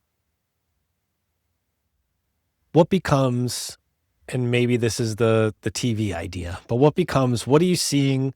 What's the actual business sense you start to have once you're effectively in that seat and getting thrown around in the washing machine that is having that job? What do you start to think I could do with this? Well, no, what I could do is not the right thing. And this is something I'm relatively proud of. A lot of the stuff on this is jokey and a little bit self-ironic and not taking yourself too seriously, because that's what I'm like. But this is a serious one. So you go into the Scottish Premier League. Scotland's always been a high achiever in European football, despite being a small country. So we come from a glorious past. We are not the Oakland A's that have never won anything. We have been there, and you go in there and you realise the way that the industry of football is going, how the growth in media rights is going to favour the countries with a big television market. They're going to get much more money than us. They're going to be able to blow us out the water for player budgets. And I do think I remember this, within 6 months, I thought, this is the road to nowhere for smaller leagues and my clubs. They won't be able to compete. So I spent the next 4 years basically trying to dismantle the organisation that had just hired me. I tried to get Celtic and Rangers, our two big assets, into a bigger league. I tried to merge the whole thing with similar leagues of our size called the Atlantic League. So Holland, Portugal, Belgium, Scandinavia, Turkey, Greece would all kind of merge in a kind of EU type project to compete with big America and China. That was called the Atlantic League. So I would be called kind of an attempting innovator, because I always knew that I wasn't going to do that job for a long time. Most sports commissioners, when they end up in that armchair, recognise it's the greatest job in the world. They get paid well, they're relatively secure, they get to see all the great sporting events in life. You're never going to move them out of that. I instead knew I was going to do it for a right cycle, and I just didn't want me to be a passenger person. So I tried pretty radical stuff, which I'm pretty proud of. But everything that I said would happen obviously did, because it wasn't difficult to work out. Scottish football, let's just compare it to English, never mind Italian or anything like that. In my day, we were relatively close in terms of player budgets with English teams. Nowadays, I think we're maybe a tenth or even less than that. It was always going to be that way. The old phrase, just follow the money. Watch where the money's going to go and you will see the future. Money and demographics is destiny. How's the exit from that? Like when that rights cycle ends, you realize in some frustration you're not going to make the whole overhaul that you envisioned. Does it end in heartbreak? Does it end in, what's it like? Well, no. The story is this, and this is another really interesting story, and gets us right into the world of sports rights. In the lead up to the .com, the valuations and the money floating around content and technology was enormous. There was a lot of new broadcasters coming around, full of coffers, and in some kind of like parallel way to the arrival of the streamers now.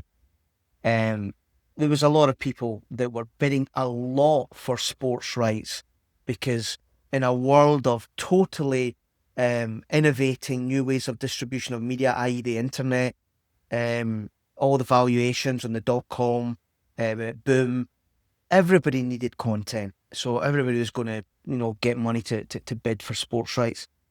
In 1999 and 2000, the English League, both the EPL and the EFL, did rights deals that were incredibly rich, a real step up, 5 times, 6 times.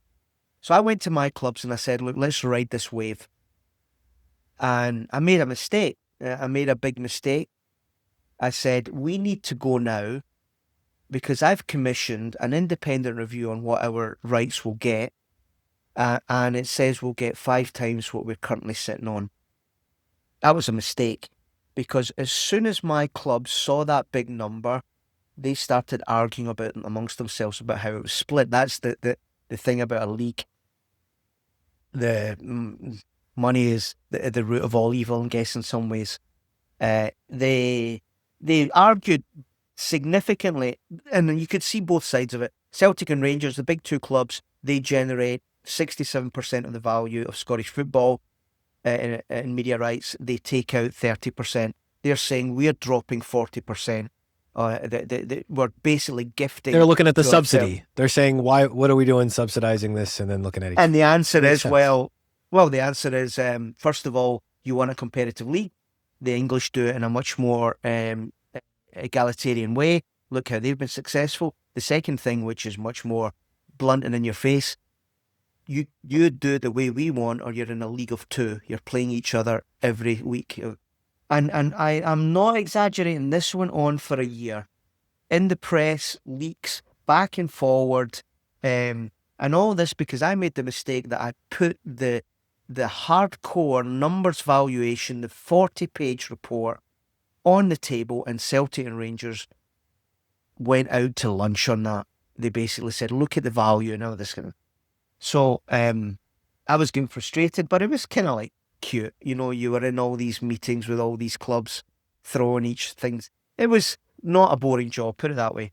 Then the .com bust and the Twin Towers, and the world changed on a dime. Media recession, all these new broadcasters disappeared like snow off a volcano. And we had no bidders. We only had Sky, who bid the same as they did the last time. And they felt they were being generous to us. I spoke to my clubs. My clubs took it very badly. Some words were exchanged in the press, and Sky withdrew completely from the process. I came up with a plan to do the league-owned channel, which today is talked about a lot. In 2002, this was unheard of. The league owns the channel. It gets into the game of being a media company. It sells subscriptions on its own. And you basically create a media company. And we did that for a period of 6 months. We got everybody around the world: production, content creation, subscription management, marketing, ad sales, the whole lot as a virtual company. They all traipsed up to Glasgow for beauty parades. This was an amazing, amazing project. All 12 of my clubs were involved. We got to May, 3 months before the new season, and the final signing off, And Celtic and Rangers decided to vote against it. And they had, working together, a veto on this. And the plan died. And I resigned that afternoon. You have to resign that afternoon. I hadn't done anything wrong, but this high-profile project that I was associated with had been voted down. And I said, guys, good luck. It's been a year of this. You've been fighting for a year. I came up with your Hail Mary solution, and even now you can't agree. Good luck, lads. I remember the owner of Aberdeen Football Club, the biggest house builder in Britain, Stuart Milne. He drove down from Aberdeen to Glasgow to talk me out of it. At the same time that we were preparing all the comms and the PR that would go to the news wires, he did talk me out of it, and that wasn't a good decision for me. The thing went on for another 4 months. I got disillusioned, and ultimately somebody tapped me on my shoulder and said, Roger, you're not contributing anymore and this is killing you. Why don't you just take this and go away? And I wanted to do it the first day, and I was glad when that happened. And that was 2002. And, I would be one of those people in European soccer that doesn't get out alive, Matt. It took me a long time to get past that. The perception was that I had come up with a scam, a plan that was crazy. Walter Mitty and Celtic and Rangers, in their wisdom, had finally pulled the plug on it, which could have been nothing but the truth. But in Ben Hunt's understanding, the common knowledge isn't always what it should be. Who owns the narrative controls the truth. You have to accept that. You have to accept that as it is. Yeah. Where's it take you next? Did you decide immediately you were like, I'm stepping down and I want to get out of Scotland? Or what was... No. Well, we didn't want to what get was out of that like? Scotland. It was always going to be Scotland for 4 years, a right cycle, because, my wife's Italian, and we really wanted, I want to grow up with some sun in their back, the kids. But that opportunity didn't come up immediately. I was pretty much fell into another role as a kind of like company doctor for a listed technology company in sport and betting. It was listed on AIM in London. They had lost 90% of their opening listed value. Their client as a technology company in betting, they were selling to the illegal offshore bookmakers in America, the ones in the Caribbean. The guys breaking the Wire Act. So amazingly, they got the IPO away, but very quickly people realised this and it lost most of its money, but it still had a lot of the money it had raised on IPO on its balance sheet. So somebody said to me, go in, sort out this stuff and try and get value back for shareholders. Great run.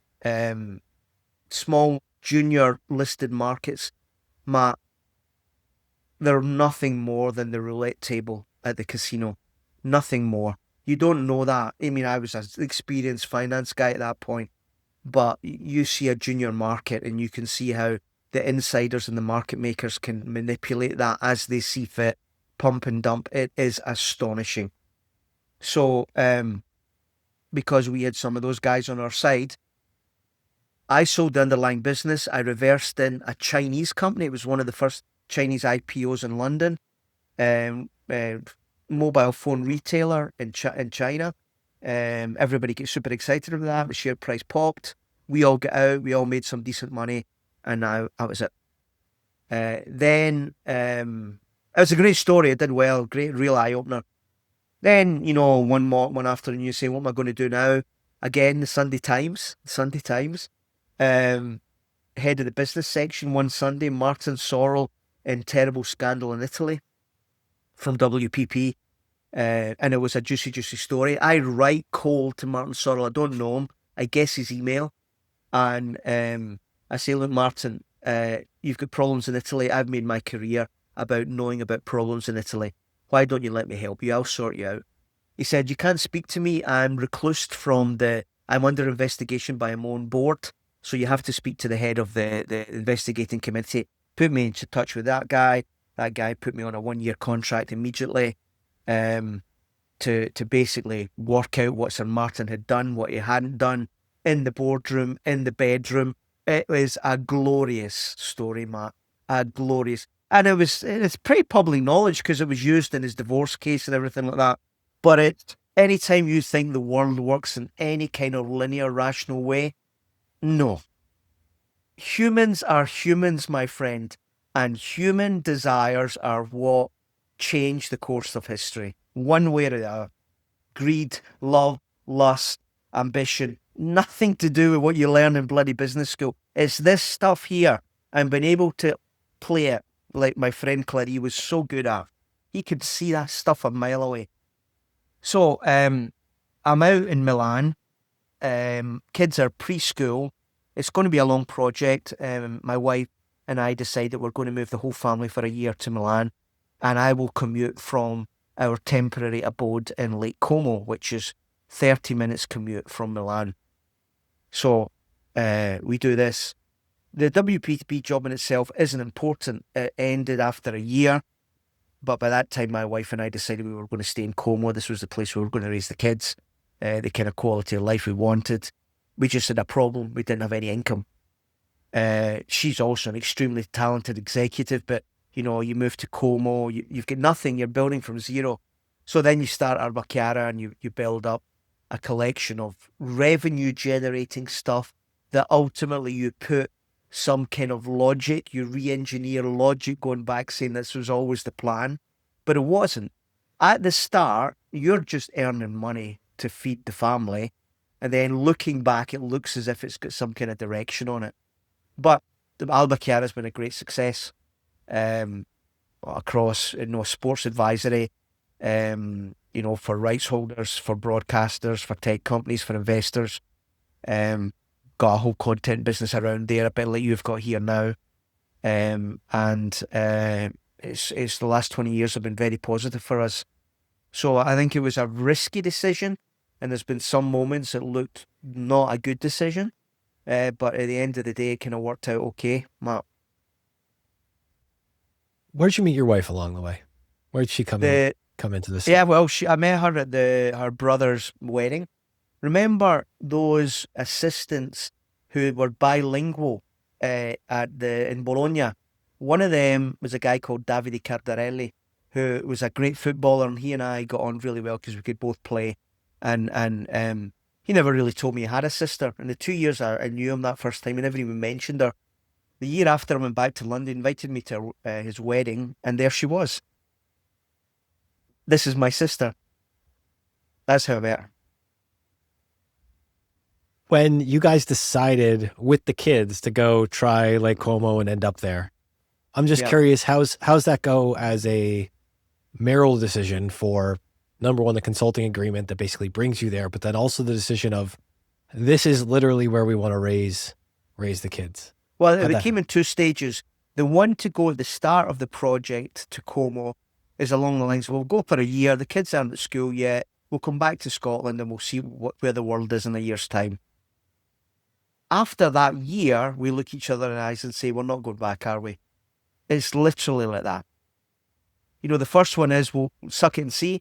It'll be great to spend a year on the lake in Como. The kids will learn a new language, international school. What's not to like about that? That was a no-brainer, Matt. The one afterwards wasn't. That was, what happens if we don't find any work? We don't find any clients. And yet you did. Well, yeah, that's the thing you said at the start of the show. Don't be employed, be employable. And we just looked at each other and said, we're employable, aren't we? And to be very fair, in those early years, she contributed much more than me. She spun her network as well and got some very, very juicy deals and gigs. So I'm not sure I could have done it on my own, but there's strength in two. Strength in two, and it's a special partnership. I wrote down a couple of notes. I have a couple of questions for you before I can let you go. Fire away. And I'm taking you all the way back pretty much to the beginning, because when you were talking about the tribal affiliation, the segregation by religion in Paisley and where you grew up, aside from the lesson of never follow a fat kid over a plank over a lime pit, aside from that very valuable life lesson, I'm curious, I've thought about this before. Playing sports is almost like the old social media in many, many ways. Like you have to learn in this weird structure how to behave, what the status is, what the rules are that you follow in this ecosystem that then bleeds over into all the other ones. Am I stretching too far to see a lot of similarities between being good at Twitter and being good on your local neighborhood soccer team? Yeah, I think you are a little bit. I think in terms of the what do you call it, the forum of social interaction. You are right to say today it's on social media, Twitter.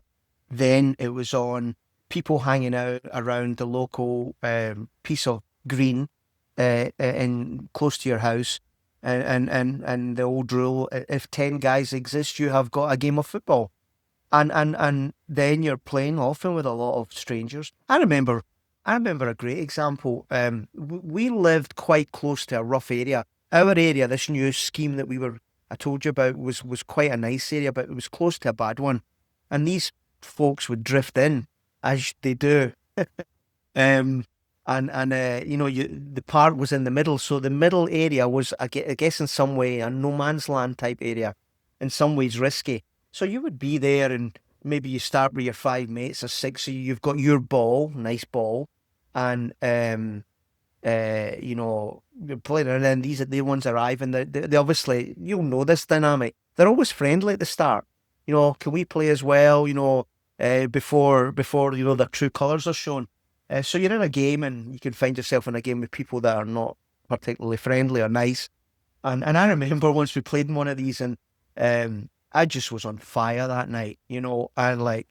I'd really played super, super well. And I remember out the corner of my ear, one of them saying to the other one, "We're going to leave him. He's played really well." It was almost the case, we're going to take them, we're going to take their ball, we'll maybe give them a kicking when we're leaving. But honour where honour is due, he was really good, so they let us go.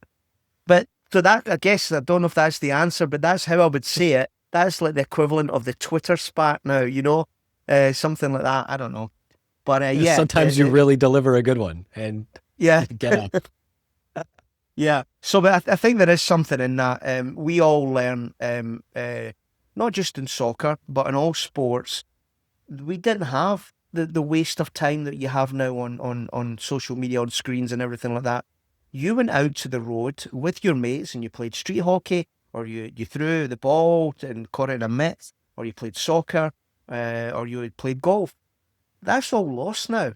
And the biggest problem for a lot of these young generations is they don't know how to interact.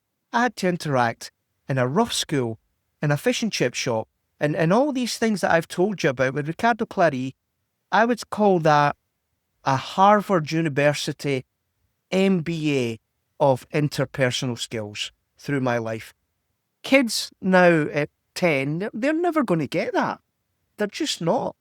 And I don't know what they're going to do. I don't know, I had this experience recently. I stumbled onto this thing, Grok, on Twitter, the AI thing. I'm telling you, that's got a personality. Yes, it does. And I've got this relationship with Jim Kerr and Simple Minds, and he's such a thoughtful guy, as all artists are. And I said, Jim, at some point, I felt I was speaking to a person. I felt they got me. And he said, oh yeah. He said, remember Johnny No Mates? The person that's got no friends. Now they've got a friend. And I thought, oh, Jesus. And then today I read that some guy is suing OpenAI because he got into a chat with whatever theirs is called, ChatGPT. And the conversation is going to be in the court as evidence, because they're saying that what ChatGPT was replying to this guy's basic suicide watch, he was obviously a disturbed person, he killed himself. And his family is saying that the personality of ChatGPT and what it said encouraged him to do it. These are the things that you think, oh my God, better to be challenged by the bad boys on the football pitch beside our scheme rather than be exposed to now the fake that's out there, whether it's, you can see it, all the way they can change a video now. It's nobody's going to know what the truth is on who's saying it. Tough times. Incredibly tough times, especially with the mental health and the suicide angle, because it'll fool you into thinking it's a person, but it will fool you into responding if you don't stay aware that it's a person. I'm curious too, and I want to bring up actually the fish and chip shop and just this idea of working that line, because just like money and demographics are destiny, this idea of you're in that shop as a teenager up to a little bit later, you're dealing with multiple generations of people coming into that. I mean, talk about a snapshot of demographics and a snapshot of just cultural experiences. It feels like that's a real mix of business, of society, of culture in a whole other way. I'm a great believer in working in some element of public-facing roles. Great respect for waitresses and all these kind of like jobs that are in the front line of having to deal with it, because as you rightly say, the personalities that are in front of you are completely different, and you've got to find a way to match them, control them in some ways, appease them, make sure they get, service if that's what they've come for. And more and more, this is what I think, this is where we've all fallen down. The idea of customer service, human interaction, whether it's on social media or whether it's in, more importantly, customer service for a corporate, it's all lost now. Nobody has got those skills. All you're put is on a weight on a tune. Your call is important to us. You need somebody to speak to you, and if they can't deal with you directly, is good enough to shoot the breeze with you and calm you down. That skill has been completely lost. And we refer to, okay, Clary's not the only one. He's the outstanding example, but the ability to just manipulate the human moment to get what you want and to minimize the chance of the bad thing happening. Huge skill.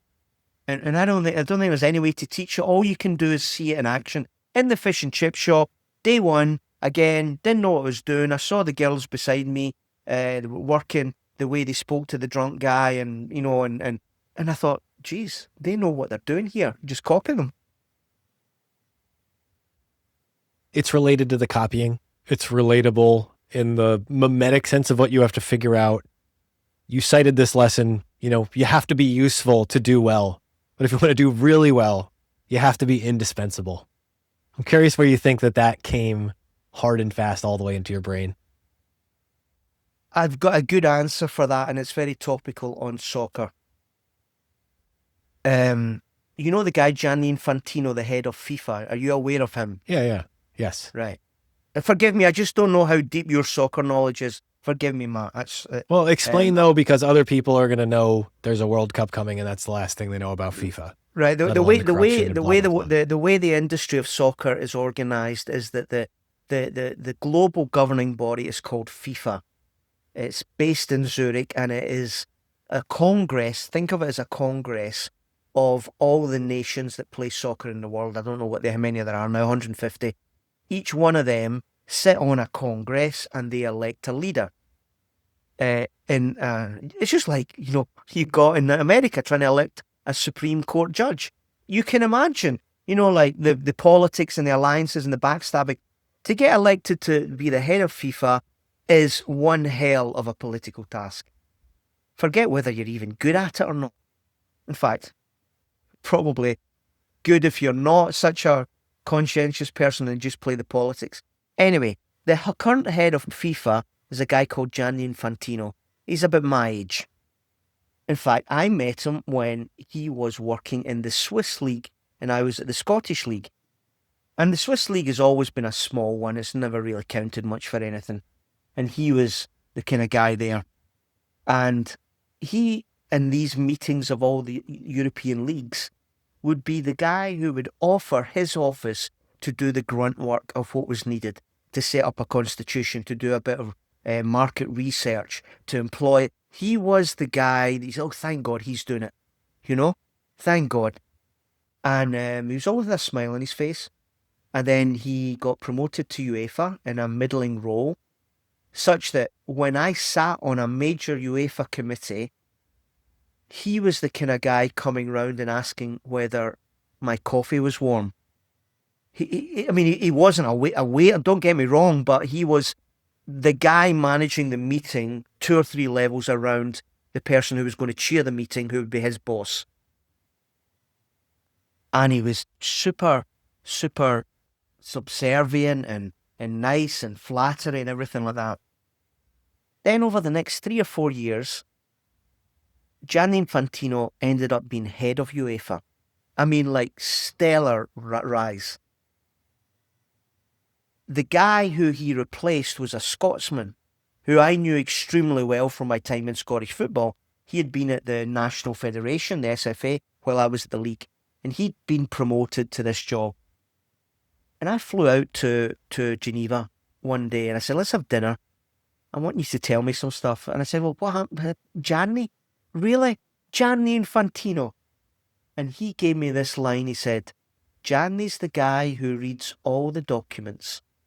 He will give you the 1-page summary on your desk at 8 o'clock in the morning. He will never complain. He will offer to take all the grunt away from you. He made himself indispensable.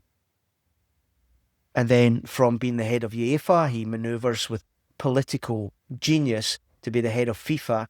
But that was the line. Gianni isn't talented. He just knew who the bosses were and what he had to do to make himself indispensable to the bosses.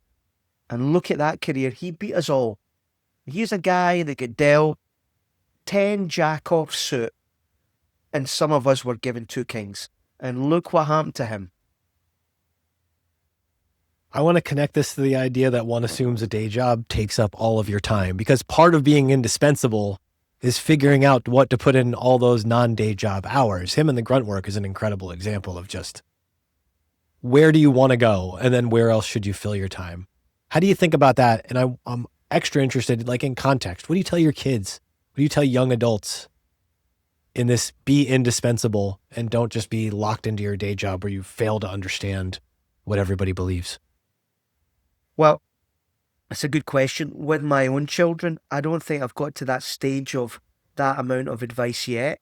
I'm basically saying to them, in the circumstances you are in, which are both positive ones, learn as much as you can the way I did.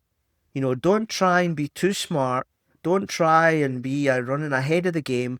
Just absorb all the good, positive things of the people around you and what they're teaching you. Your time will come, you know? And it will. You know, there's this rush to get ahead and everything like that. The first period of anything in life should just be picking up the little pots of knowledge that are around. Knowledge and experience and wisdom. And, you know, then you can start working out, how do I use the talents that I've got for the best return, that gives me the best life-work balance, what I need to do. It's not time for that when you're 22. You know, it is when you're 35. That's what I would say on that thing about the advice. And on the other thing, it's just a fact. I know it from me, and I don't think I'm a genius. I know it from me. I think I've got 3 or 4 outstanding hours of work value that I can give every day.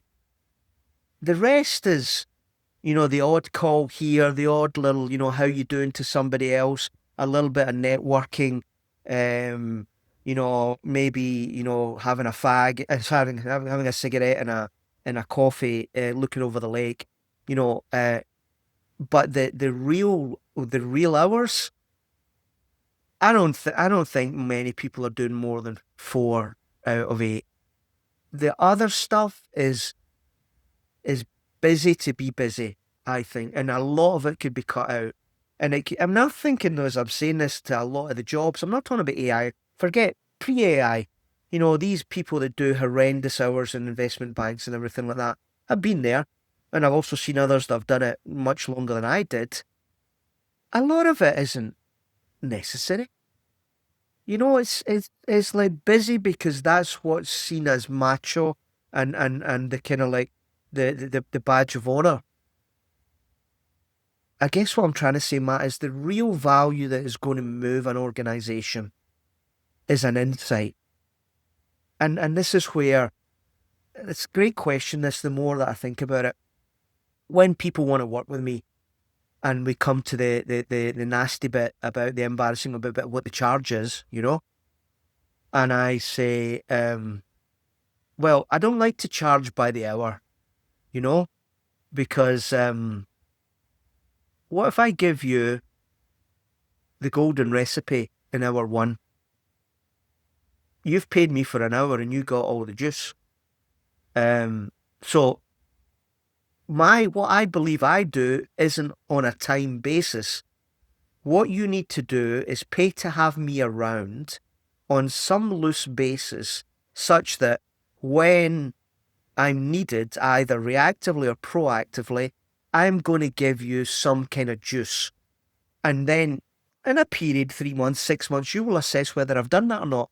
If I haven't, and I'm just a bullshitter and like taking your time up on the phone every day, you'll stop that contract. But I'm telling you, you won't. So don't ask me to charge on the day rate or anything like that. This is what it costs you to have me hanging around your universe. Because that's what I believe. You don't know when the real juice is going to come. And the beauty inside that is that's also you admitting you don't know where it's going to come in advance either. No, absolutely not. Absolutely not. Absolutely not.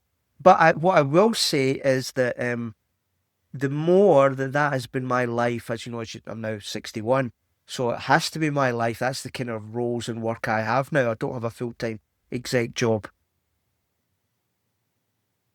It happens all the time. And that's not hubris. I'm just saying the general, not me, the general value and experience and wisdom is such that it's difficult that you can't find something to say to somebody that for them is very important. For you, it seems like, oh yeah, it's an anecdote from 30 years ago. For them, it is an epiphany moment. I'm taking swada, and I'm changing it to, I don't know, Rajwada or something. It's not something will always turn up. It's Roger will always turn up. We're going to bring that into some type of corporate branding. That's very clever. You're really good at this. Off the cuff, you're really good at this stuff. I'm telling you, I do it myself. That you're really good at this. This has been a great, great pleasure. If people want to follow more, I am personally plugging Sports Perfect Storm, the book. I think it's a finance textbook is the best way I can do this with real world examples. And the best way, if you want to learn about finance and money, you will learn about all things finance and money through the lens of sports, IP, copyright, and whatever else. I'm directly plugging that. Where else should people look you up? Where should they bug you on the internet? Well, I'm on Twitter, RPM Como, as in the lake, because some people think I'm saying Cornwall because of my accent. It's RPM Como, as in Lake Como. You can find me on LinkedIn under Roger Mitchell. I do have a Substack. I don't know the address of that, but again, it's Roger Mitchell. The Albacara website is albacara.net. But it's dead easy to come up, find me one way or another, either asking somebody to get in touch or whatever, and I'll always speak to people. But, thank you for this. We covered a lot of ground, Matt. I didn't know what to expect. I think you do these things incredibly well because it's really easy for these to fall flat, and they don't. I've seen you do other ones, and there's an energy and there's a lightness about it that and I know you do a lot of them, so kudos to you. And if this has been in any way useful to your listeners, I'm very pleased.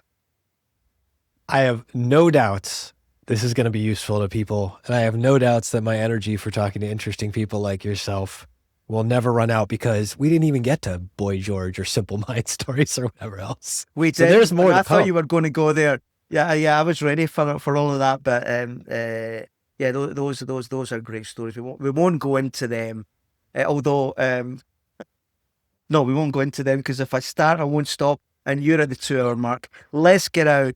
We'll always keep them wanting more. Some great. Always keep them wanting more. Take care, my friend. That's Roger Mitchell. I'm Matt Ziegler. This is The Intentional Investor, because Roger Mitchell is truly an intentional investor, and we are out. Thanks for tuning in. Be sure to like, share, and subscribe wherever you're watching The Intentional Investor so more people can find our show. You can follow Matt directly at cultishcreative.com or at cultishcreative on Twitter. For more great content at the intersection of investing and life, check out epsilontheory.com or at epsilontheory on Twitter.